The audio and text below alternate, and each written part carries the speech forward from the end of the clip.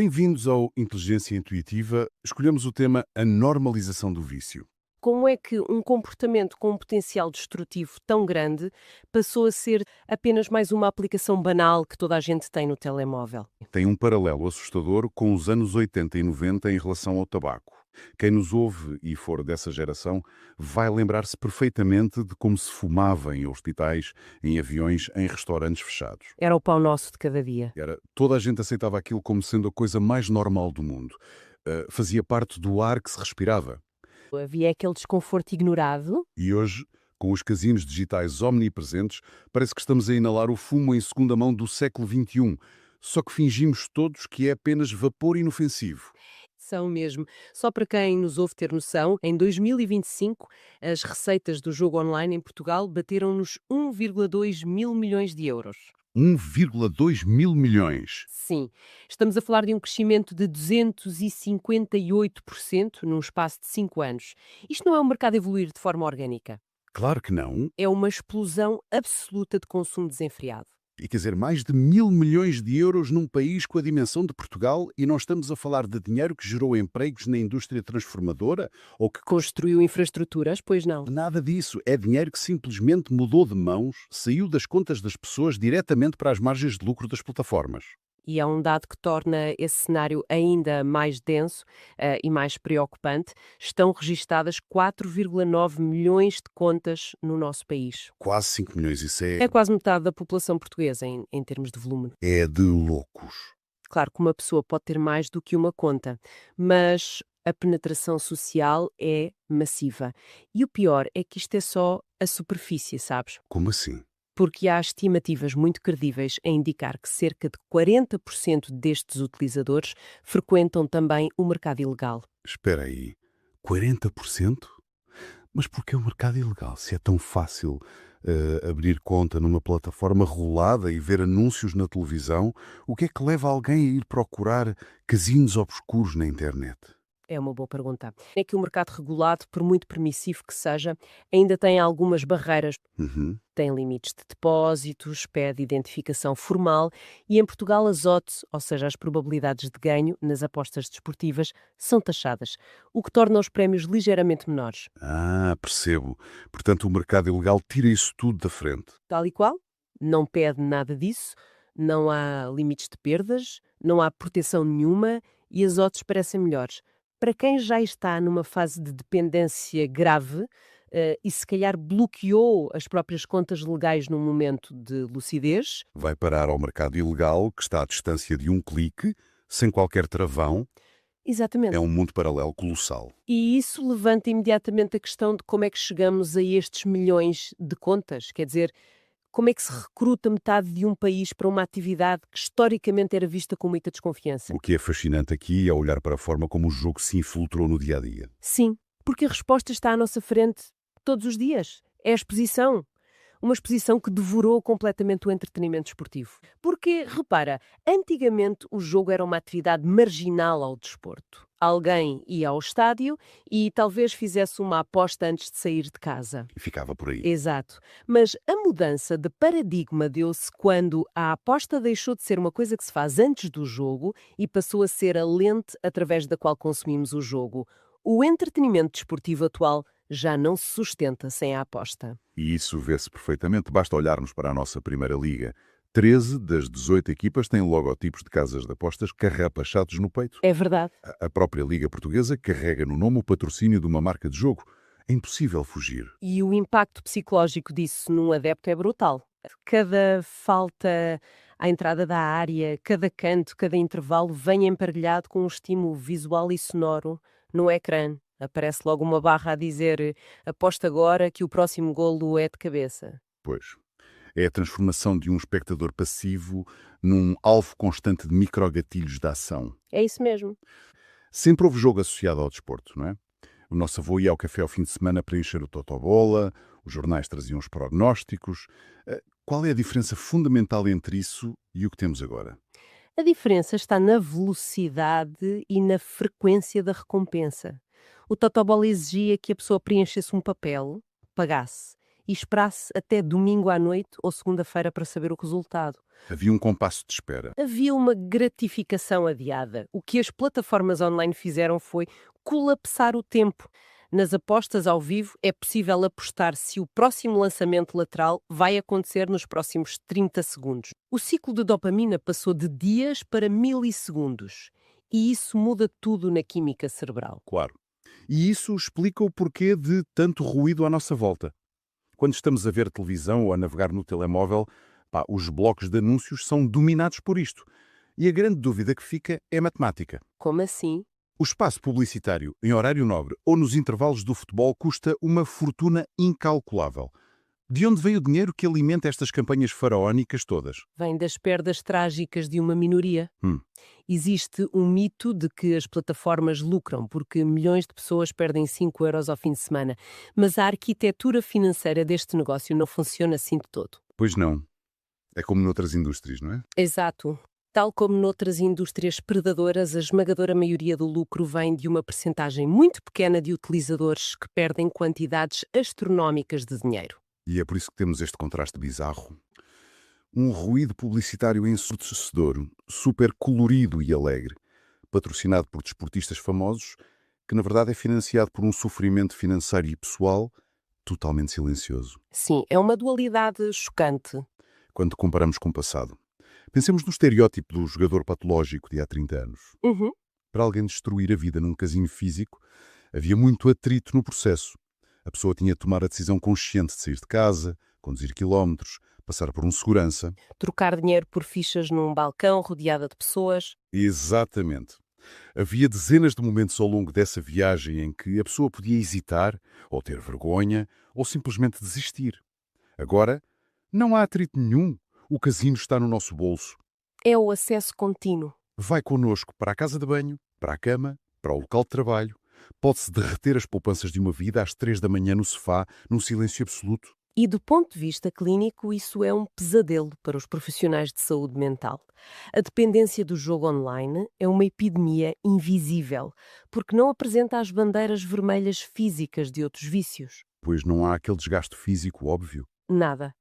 No alcoolismo ou na toxicodependência, o corpo cede e mostra sinais óbvios. No jogo online, o indivíduo pode estar num jantar de família, a sorrir e a conversar perfeitamente normal, enquanto por baixo da mesa está a contrair o terceiro crédito pessoal daquela semana através de uma app. É assustador. O nível de secretismo que a tecnologia permite é devastador. Uma família só descobre o problema quando a casa está em risco de penhora ou quando o endividamento já chegou a um ponto de não retorno. E pior do que isso, não atinge apenas adultos com independência financeira. Os dados dos relatórios começam a mostrar uma entrada assustadora de menores nestas dinâmicas. Como o sistema apenas exige a validação de um documento e um meio de pagamento, basta um adolescente usar o cartão de cidadão do pai ou associar um cartão pré-pago para ter acesso livre. Fogo. E a verdade é que quando esses miúdos chegam às apostas a dinheiro real, eles já foram treinados para aquilo. Sem dúvida. Não é o primeiro contacto deles com a mecânica do vício. A nossa cultura digital tem vindo a preparar-lhes o cérebro há anos através dos videojogos infantis. Se ligarmos isto ao panorama geral, a neurociência não deixa dúvidas sobre isso. Vamos olhar para as famosas loot boxes. Pronto, as caixas surpresa que existem na maioria dos jogos modernos para crianças e adolescentes. Ah, claro, isso é um flagelo. A criança paga com dinheiro real ou virtual para abrir um baú que pode conter uma recompensa espetacular para a sua personagem ou um item perfeitamente inútil. A estrutura mecânica, os sons, as cores vibrantes quando a caixa se abre. É igualzinho a uma slot machine. É uma cópia exata de uma slot machine de Las Vegas. O reforço de rácio variável, um dos mecanismos mais potentes para criar dependência na psicologia humana. Uhum. E como a recompensa é imprevisível, o cérebro da criança liberta picos maciços de dopamina só pela antecipação, percebes? Só pela expectativa de abrir a caixa. Exato. O cérebro em desenvolvimento é incrivelmente plástico. Quando esse adolescente faz 18 anos e transita para as apostas desportivas ou casinos online, a fundação neural já está cimentada. Já lá está o bichinho. Ele não está a aprender um vício novo. Está apenas a transferir um padrão de recompensa que o cérebro dele já reconhece como a principal fonte de conforto emocional. E tudo isto ganha ainda mais força quando olhamos para a forma como lidamos com o tempo morto hoje em dia. Podes crer. Porque repara, Criamos uma sociedade completamente alérgica ao tédio. Ninguém, seja adulto ou miúdo, consegue estar 5 minutos numa paragem de autocarro ou na fila das finanças a olhar para a parede. Impossível! Ao fim de 15 segundos, A mão mergulha no bolso de forma instintiva para sacar do telemóvel e procurar um estímulo. É como se fosse uma chupeta digital para nos acalmar. E as aplicações de jogo encaixam-se nessa ansiedade na perfeição, não é? perfeitamente, prometem uma cura imediata, uma microinjeção de adrenalina para anestesiar o tédio rotineiro. Exato. É a mercantilização absoluta de cada segundo da nossa atenção e o nível de engenharia que existe para captar esse aborrecimento expandiu-se de uma forma tão bizarra que até já ultrapassou o desporto. Os chamados mercados de previsão são a prova disso. O que é que são os mercados de previsão? Hoje não se aposta apenas em quem marca o penalti. Aposta-se sobre quem vai ganhar as eleições europeias, quem vai vencer um reality show, qual vai ser a temperatura máxima em Lisboa na próxima terça-feira. Transforma-se a própria realidade num gigantesco casino. A lógica é, se algo pode acontecer no mundo físico, pode ser alvo de especulação financeira. E a consequência disso é que esbate totalmente a fronteira entre o que é entretenimento saudável e o que é pura dependência.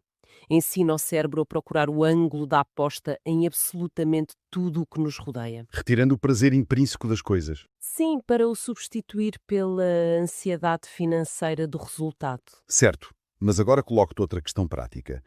Então, o que é que isto tudo significa na prática, se formos aos sites destas plataformas legais?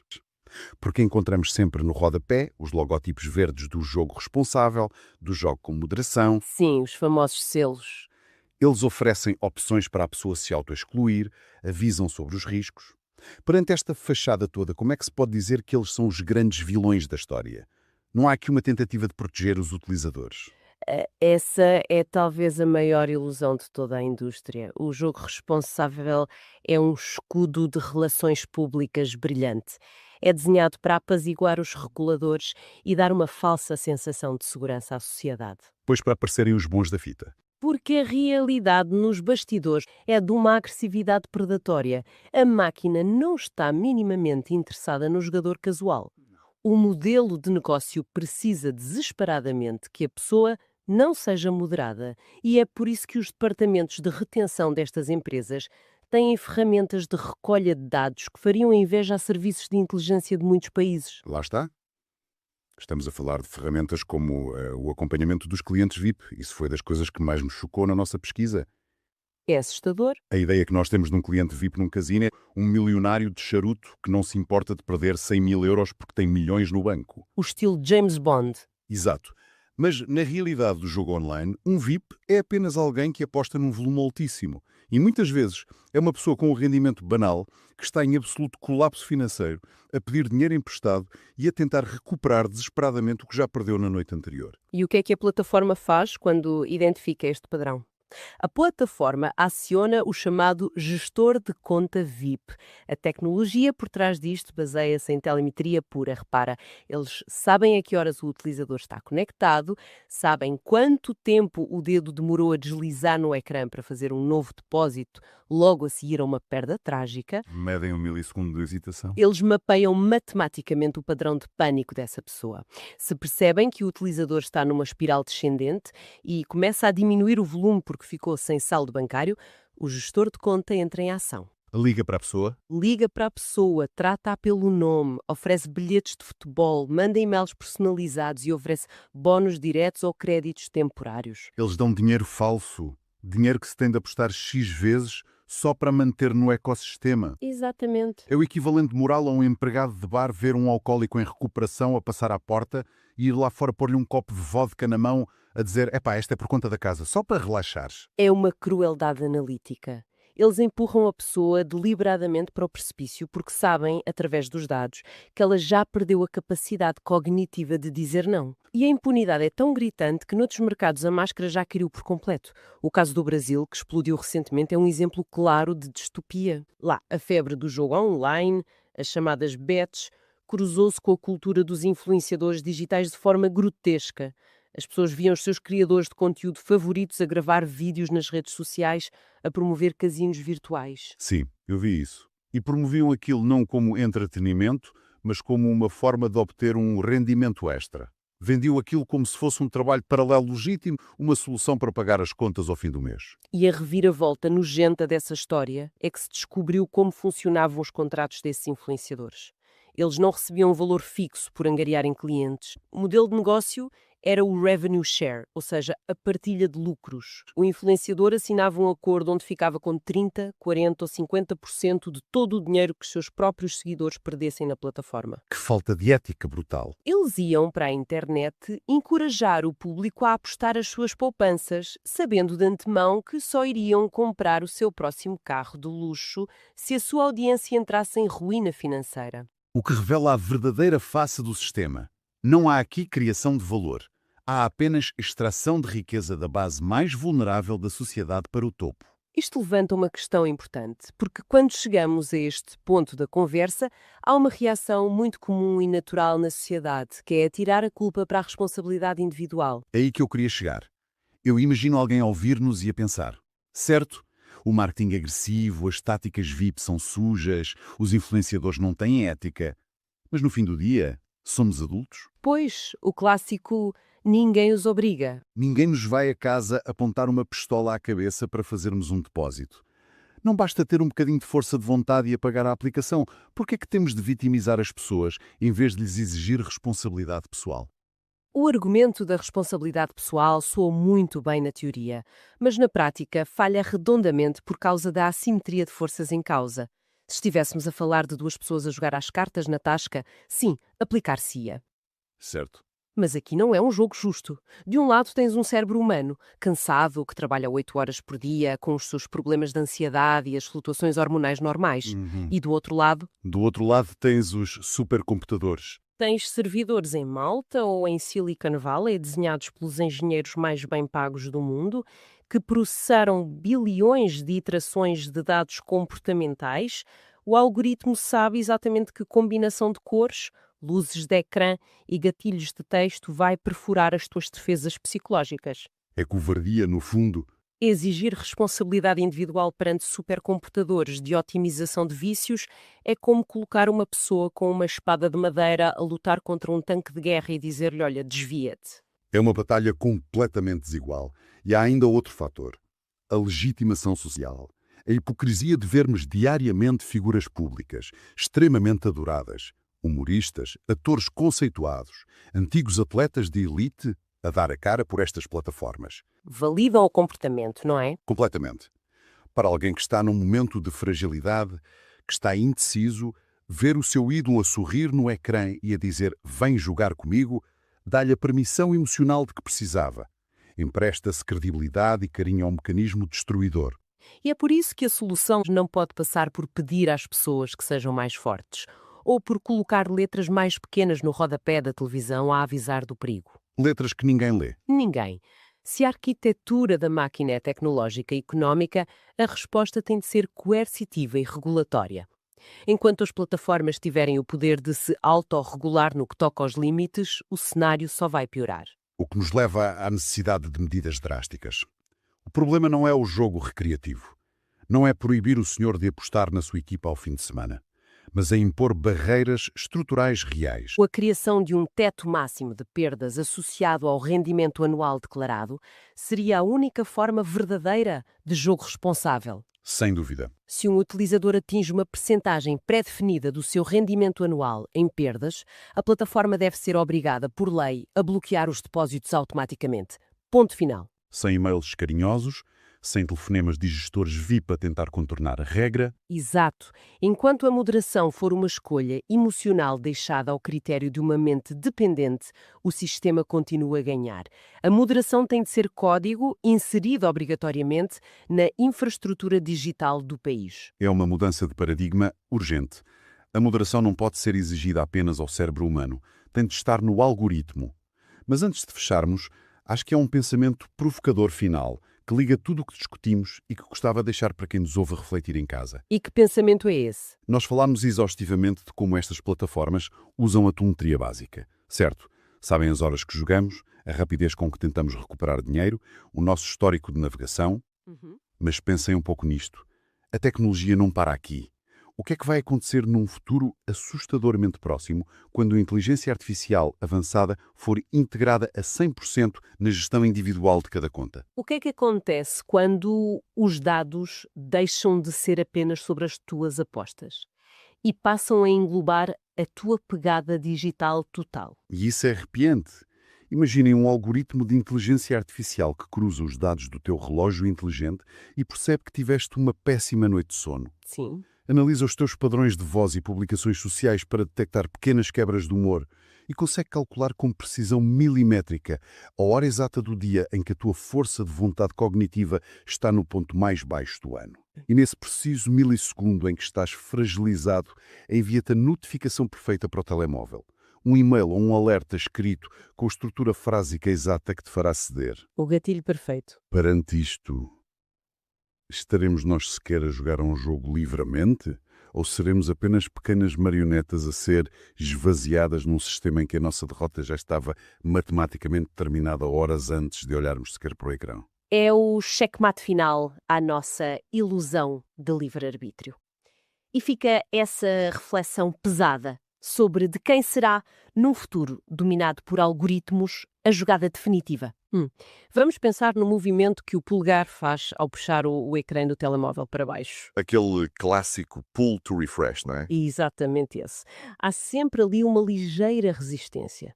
Uma pausa mínima, ou de uma fração de segundo, e vemos aquele pequeno ícone a girar. E a expectativa aumenta logo aí. Pois é, e depois vem a recompensa. Pode ser uma nova notificação, um ecrã atualizado ou talvez absolutamente nada. Que também faz parte do processo. Claro, é comparar este movimento físico e, lá está, psicológico, com o ato de puxar a alavanca de uma slot machine num casino.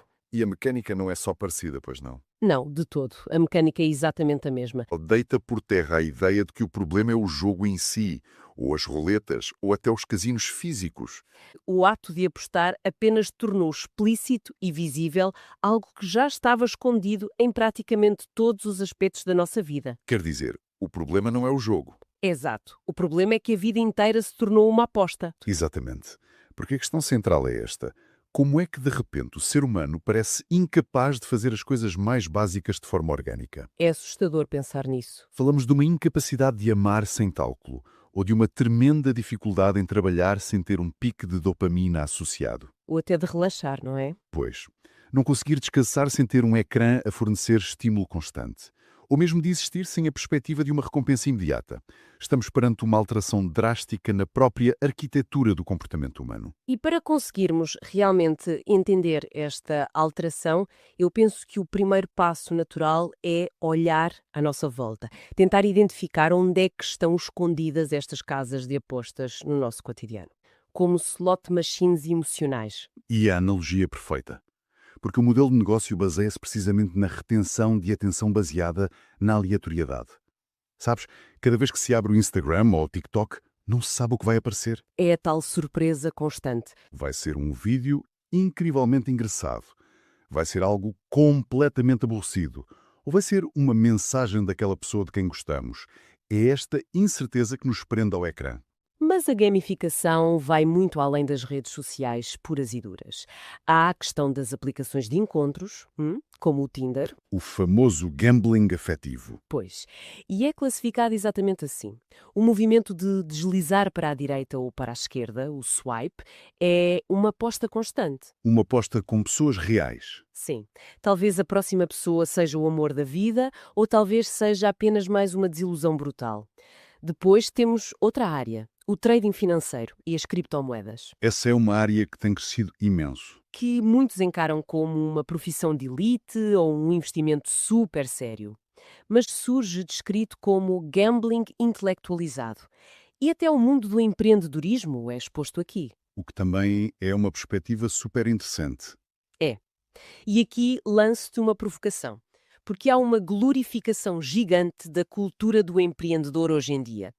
Mas o empreendedorismo moderno muitas vezes vende apenas a fantasia do jackpot. A minha dúvida é esta. Será que o empreendedorismo é mesmo uma ilusão de jackpot ou foi a nossa cultura que transformou a construção de negócios, que é algo árduo e lento, num espetáculo mediático onde só parece importar quem explode de um dia para o outro? Eu diria que transformamos o trabalho num espetáculo. Mas é importante perceber que estas plataformas, sejam as financeiras ou as narrativas de Silicon Valley, não criaram este vício a partir do nada. Claro, havia ali uma base. Exato. Elas capitalizaram sobre uma vulnerabilidade humana muito profunda. O que elas fizeram foi pegar em interações que eram normais, procurar um parceiro, investir dinheiro, tentar criar um negócio. Coisas do dia a dia. Pois, e aplicaram-lhes uma camada de aleatoriedade e de velocidade que imita quase na perfeição um casino. Por exemplo, quando alguém decide abrir um pequeno negócio físico, uma padaria, sabe que é um processo muito lento. Sim, que vai levar anos a construir uma clientela sólida. Exatamente. Mas quando a cultura dominante nos bombardeia diariamente com histórias do jovem que fez uma aplicação no quarto e a vendeu por 1.000 milhões numa semana, a percepção coletiva altera-se. O que é o trabalho passa a ser outra coisa radicalmente diferente. Ou seja, o esforço deixa de ser o processo e passa a ser o bilhete de lotaria. Sem dúvida. O trabalho árduo deixa de ser visto como uma construção contínua, tijolo a tijolo. Passa a ser encarado como a compra de uma rifa de sorteio. É incrível como chegamos a isto. A empresa ou a startup já não é algo para gerir e fazer crescer durante 30 anos. É algo para fazer explodir em 6 meses e vender ao desbarato. A cultura pegou no ato de trabalhar e subverteu-o com a lógica da recompensa massiva e fulminante. Então, o casino venceu. O casino venceu porque instalou o seu modelo operativo na nossa economia e também nas nossas relações sociais. E aqui chegamos a um ponto de viragem mesmo importante nesta nossa conversa. Se já estabelecemos que tudo ao nosso redor, desde os investimentos aos relacionamentos, funciona com as regras de uma aposta, a questão que se segue é natural. O que é que estamos realmente a tentar ganhar? Qual é o verdadeiro prémio? Sim, porque a resposta intuitiva para qualquer pessoa seria dinheiro, claro. Mas as casas de apostas não vendem dinheiro, vendem a esperança. Custa-me um pouco a engolir isto de imediato. Quem está a fazer trading agressivo de criptomoedas no telemóvel às 3 da manhã quer claramente ficar rico? Não podemos simplesmente descartar a ganância financeira pura, pois não? Obviamente que sim. Não podemos ignorá-la. Mas se olharmos para o comportamento compulsivo, para aquela repetição exaustiva, o dinheiro é muitas vezes apenas o veículo. Um meio para atingir um fim. Exato. O que a pessoa procura, na verdade, é uma fuga a uma sensação de estagnação. Pensa na realidade diária de grande parte da população. Uma rotina previsível, empregos que parecem não ter um impacto tangível, dificuldades económicas constantes. Aquela sensação de que a vida está completamente bloqueada. Pois. E perante este cenário de total impotência, a promessa de enriquecer subitamente não é só sobre ter mais números na conta bancária. É sobre conseguir uma ruptura existencial. Uma ruptura existencial? Isso significa que a pessoa quer sentir que a sua vida ainda é capaz de dar uma reviravolta mágica, não é? É isso mesmo. Quer anestesiar a sensação de que está presa e de que já nada de excitante ou grandioso vai acontecer? Precisamente. O objetivo daquela aposta desmedida, daquele swipe no telemóvel, daquela compra de criptomoeda altamente arriscada, é escapar à própria vida. Fugir da realidade. Não no sentido literal ou definitivo da morte, claro, mas através da ilusão vibrante de que uma vida totalmente nova e diferente está apenas à distância de um único clique. O dinheiro acaba por ser a representação física dessa liberdade. Sim, mas a motivação primária, lá no fundo, é o desespero e o vazio. Não é o simples desejo de acumular capital. É fascinante pensar nisso dessa forma. A slot machine como uma máquina de transcendência barata. Cada aposta carrega este peso silencioso de pensar, bem, talvez agora a minha vida finalmente comece. Como se tudo até aquele exato momento tivesse sido apenas uma sala de espera muito aborrecida. E todos nós já sentimos isso um pouco. Pois, mas isto obriga-nos a olhar para o que perdemos no caminho. Se hoje procuramos esta transcendência num ecrã de telemóvel, é porque algo ficou pelo caminho, certo? Sem dúvida que ficou. Antigamente, de onde é que vinha essa sensação de sentido ou de ruptura com o cotidiano mais cinzento? Historicamente, as sociedades apoiavam-se em pilares muito robustos para lidar com o peso da existência humana. Havia a espiritualidade, a religião, havia um sentido de comunidade muito coeso. Havia rituais partilhados. Rituais partilhados e uma aceitação do destino humano. Era destas estruturas sociais que o ser humano extraía o sentido das coisas e a força para suportar o sofrimento ao tédio. A transcendência encontrava-se noutros lugares. Encontrava-se na oração, na conexão genuína com os outros, na contemplação da natureza, ou até na construção daquelas grandes catedrais que demoravam gerações a erguer. O construtor sabia que não ia ver a obra acabada, mas havia sentido nisso. Havia um propósito maior. E esses pilares, nas nossas sociedades modernas e secularizadas, colapsaram em grande parte. Desmoronaram-se, sim. Foram substituídos pelo algoritmo, pela tal dopamina rápida e pelas recompensas imediatas. O casino como substituto do milagre. E se ligarmos isto ao panorama geral da nossa cultura, o que constatamos é que o ser humano não deixou de precisar de acreditar em milagres. Apenas mudou de templo? Exatamente.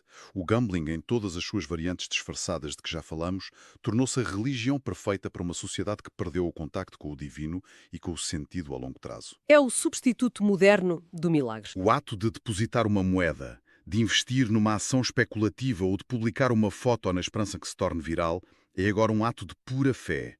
O jackpot não é sobre riqueza, é a nova salvação e a nova redenção.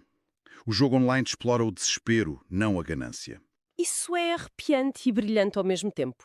Transforma por completo a nossa visão sobre o problema em si. Muda toda a perspectiva. Pois muda. Não estamos de todo perante uma simples falha na regulamentação financeira ou um problema na moderação das plataformas digitais. Estamos no meio de uma crise profunda de propósito à escala global. Uma crise espiritual, diria mesmo. É. A ausência de sentido está a ser preenchida por expectativa aleatória e ruído constante. E a nossa sociedade atual é uma gigantesca caixa de Skinner. É o laboratório perfeito. Coloca-se energia e se espera-se uma recompensa aleatória. Nós publicamos uma fotografia e talvez viralize. Ou talvez não. Investimos 10 euros numa nova moeda digital e talvez resulte, talvez não. Fazemos swipe no Tinder e talvez apareça alguém incrivelmente atraente, ou talvez não. O talvez é mesmo o gancho que nos prende. Correm no momento em que efetivamente ganhamos a recompensa. Acontece antes, não é? Sim, a ciência já demonstrou de forma clara que a maior libertação de dopamina acontece na antecipação da recompensa. Durante a espera. Durante aqueles segundos de incerteza, o cérebro está literalmente ao rubro. A roleta a girar é o momento de maior prazer. Quando a roleta para, independentemente de se ganhar ou de se perder tudo, a dopamina desce rapidamente. E o corpo pede logo outra rodada para voltar a sentir aquele pico de antecipação. Isso inverte completamente a lógica do que pensamos ser o vício. Nós assumimos normalmente que o jogador está viciado no prémio em si. Mas o verdadeiro vício não é o dinheiro, é a mera possibilidade. É a ilusão do que pode vir aí. Sim. O ser humano tem uma capacidade de resiliência incrível. Nós aguentamos muita dor. Sobrevivemos a lutos, a falências, a fracassos monumentais. O ser humano aguenta quase tudo. Mas o que destrói o jogador compulsivo ou até o utilizador compulsivo de redes sociais não é o facto de perder a aposta ou de não ter likes. É a incapacidade absoluta de abandonar a sensação elétrica do "e se for já a seguir?". Exato. A mente humana recusa-se a matar a possibilidade. É muito forte. É quase como se fosse preferível viver na tortura de uma esperança constante, por mais irracional que ela seja, do que simplesmente aceitar que o jogo acabou e tentar seguir em frente. A nossa cultura contemporânea declarou guerra aberta ao caminho lento. Uma guerra total. Ninguém quer esperar. E como não haveria de declarar? É que se a possibilidade mágica de ter um sucesso estonteante está sempre disponível no bolso e a um clique de distância, como é que o nosso cérebro consegue sequer justificar o esforço? Pois não consegue. Como é que se justifica passar 10 anos a aprender a tocar violino? Ou a construir um pequeno negócio que só dá uma margem de lucro mínima no início? O cérebro não consegue fazer esse cálculo a favor do esforço. O custo de oportunidade de estar a trabalhar lentamente passa a parecer um bocado absurdo. Parece que estamos a perder tempo, não é? Exato, porque a cultura convenceu-nos de que a explosão, o enriquecimento instantâneo ou a fama viral não só são perfeitamente possíveis, como acontecem todos os dias aos nossos pares na internet. A viralidade substituiu o mérito a longo prazo. Substituiu por completo. E as consequências disto na nossa sociedade são devastadoras. As pessoas perderam a esperança no caminho lento. Ninguém acredita mais na construção, na consistência. Ninguém tolera a lentidão do processo. Existe-se apenas o clímax imediato, sem todo o trabalho que conduz a ele. A ilusão de que podemos encurtar o caminho através de um golpe de sorte aleatório paralisa completamente as pessoas. Mantém grande parte da população num ciclo perpétuo de espera pela sua vez de ganhar o grande prémio. Ficam ali suspensas. Ficam à espera do jackpot. E enquanto esperam e puxam a alavanca dos seus telemóveis, esquecem-se de se levantar todos os dias e simplesmente construírem uma vida real e sólida. Uma vida com sentido, ainda que banal e não viral. É mesmo a tragédia moderna. Exigimos apenas o topo da montanha sem ter de suportar o frio e a dor da escalada. E quando finalmente olhamos para a paisagem geral, então o que é que isto tudo significa? É a grande questão. Torna-se muito claro que a proliferação das casas de apostas, sejam físicas ou online, não introduziu nenhum vírus novo na nossa sociedade. Elas não corromperam o sistema que era imaculado. De todo. Pelo contrário, que as apostas apenas retiraram a máscara à sociedade. A grande e pesada verdade revelada é que o casino é apenas o espelho mais honesto, cruel e descarado da nossa cultura contemporânea. Um espelho que reflete o que já somos. Mostra-nos, sem qualquer filtro, a nossa intolerância profunda ao tédio. Mostra a nossa fome constante de validação instantânea e uma certa desesperança silenciosa em relação à construção do nosso futuro. Talvez o maior problema não seja a existência da slot machine em si. Pois não, mas sim o facto de termos criado um modelo de vida moderna tão exaustivo, tão rápido, tão fragmentado e desprovido de sentido profundo, que as pessoas sentem uma necessidade desesperada de se agarrarem a essa máquina. Agarrarem só para sentirem que os seus corações ainda batem. Exato. É uma síntese perfeita desta exploração. E repara que a mensagem não é de todo um apelo moralista, um sermão puritano contra o jogo ou entretenimento. Nada disso. É, assim, uma reflexão crua sobre a falência dos nossos modelos atuais de vida, de trabalho e de conexão humana. Se a vida se transformou numa imensa sala de casino, onde cada interação nossa é intermediada por algoritmos que calculam exatamente como nos dispensar pequenas gotas de dopamina. O desafio não é proibir as máquinas. Claro que não. O desafio que enfrentamos é descobrir como encontrar a porta de saída dessa enorme sala de casino. E isso levanta uma questão existencial urgente que devemos levar connosco para refletir após digerirmos tudo isto. Exatamente. E qual é o pensamento provocatório final que vamos deixar a ressoar em quem nos ouve hoje? Eu deixaria esta reflexão. Numa era em que absolutamente todos os ecrãs, todas as aplicações, as carreiras e até as interações amorosas estão desenhadas e otimizadas para funcionarem exatamente como uma slot machine. Sim, Qual será a última área da experiência humana onde ainda nos é possível escolher, de forma consciente, deliberada e quase rebelde, o tal caminho lento? sem esperar o jackpot. Exato. Onde é que ainda podemos agir sem estar secretamente à espera de qualquer aplauso, de um like, de um retorno financeiro ou de uma recompensa imediata no final? É uma provocação fortíssima que muda completamente a forma como vamos olhar para o próximo clique que dermos, ou para o próximo segundo de espera a olhar para um ecrã. Qual será essa última fronteira que ainda não foi gamificada na nossa própria vida? Fica a pergunta no ar. Deixamos este enorme desafio para refletirem.